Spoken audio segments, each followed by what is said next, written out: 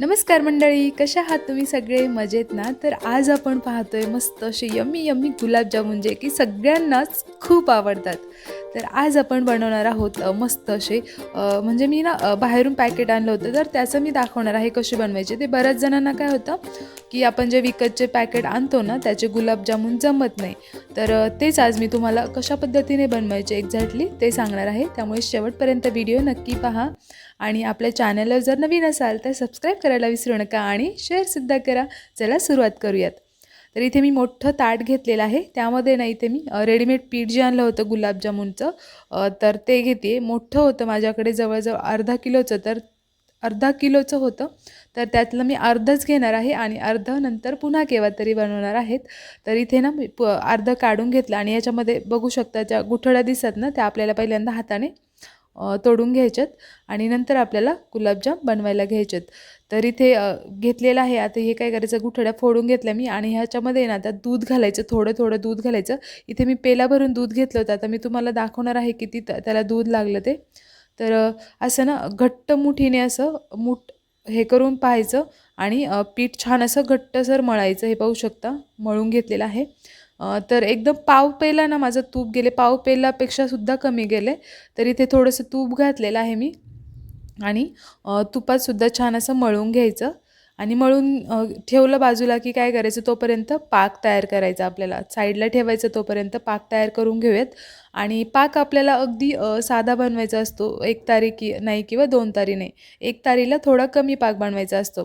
तर पाक थोडा जास्त झाला तरीसुद्धा तुम्ही म्हणजे आपल्याला आवडतो काहींना पाक जास्त झाला तरी गुलाबजामबरोबर खायला.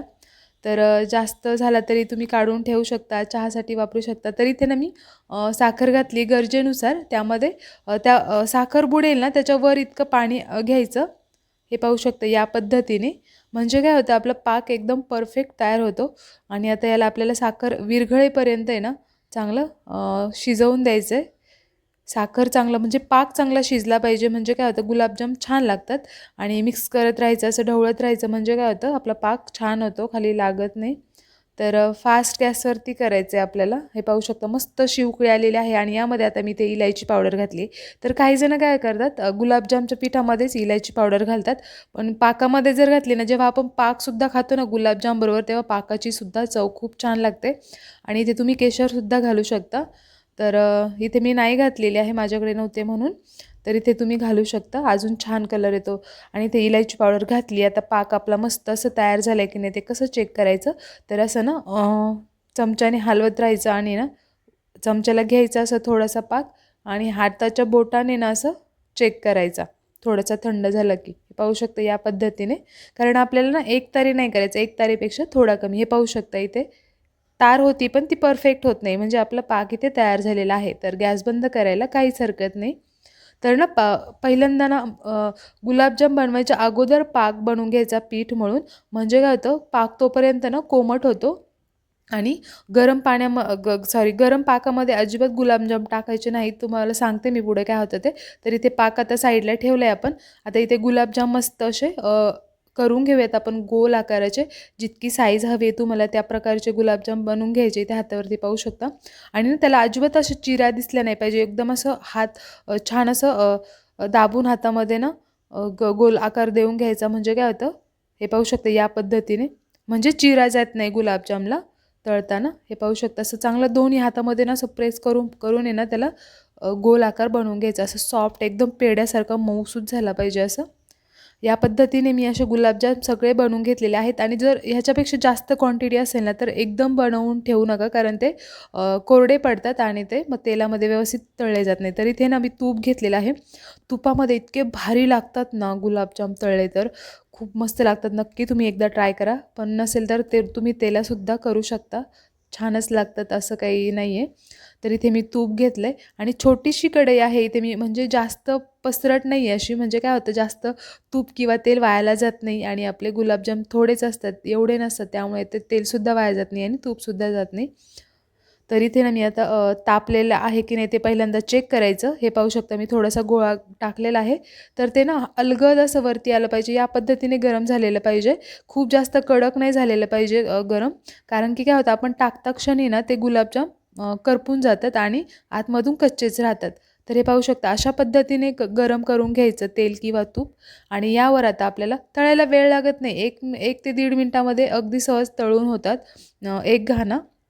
तर जेवढे बसतात तेवढे आपण टाकून घेऊयात आणि तळून घेऊयात. तर ना आपल्या चॅनलवर खूप छान रेसिपीज मी तुमच्याशी शेअर करत असते. नक्की जाऊन पहा आणि सबस्क्राईब करायला विसरू नका आणि तुम्हीसुद्धा माझ्या रेसिपीज नक्की घरी ट्राय करत जा आणि कशा वाटल्या कमेंट्समध्ये मला सांगायला अजिबात विसरू नका.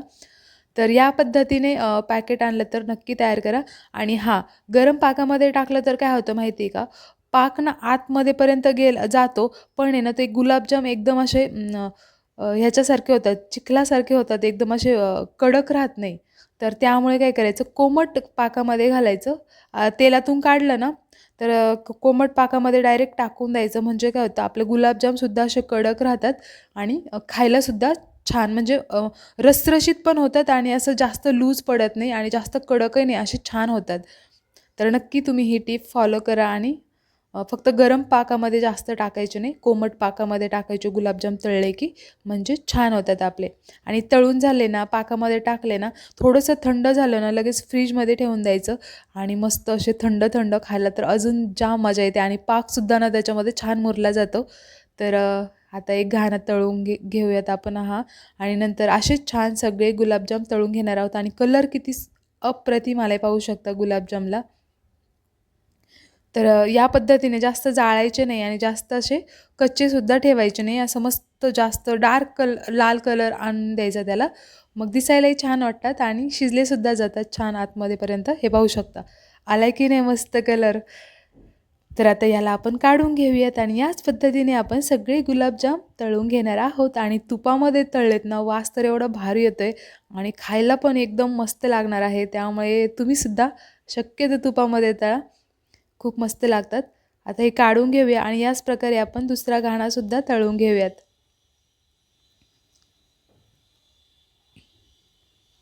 तर रेसिपी नक्की ट्राय करा. आता या पद्धतीने ना आपण सगळे आता मस्त तळून घेऊयात.